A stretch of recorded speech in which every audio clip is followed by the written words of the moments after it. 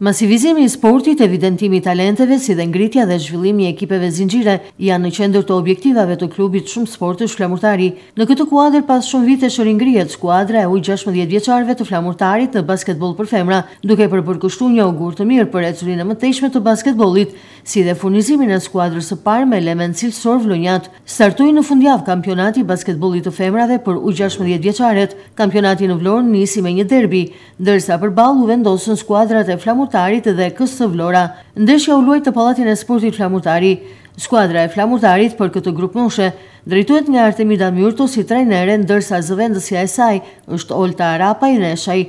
Ndërsa skuadra KS Vlora për U16 vjeçaret drejtohet nga Arturo Sako.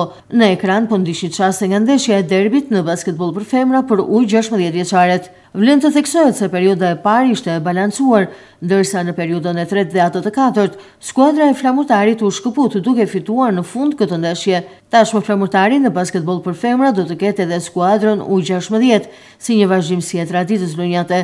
Stafi teknik i skuadrës, si dhe klubi Shumë Sportësh, do të punojnë në drejtim të evidentimit dhe zbulimit të talenteve të reja në këtë sport, që për Vlorën është jo vetëm traditë, por edhe krenari për trofet e fituar.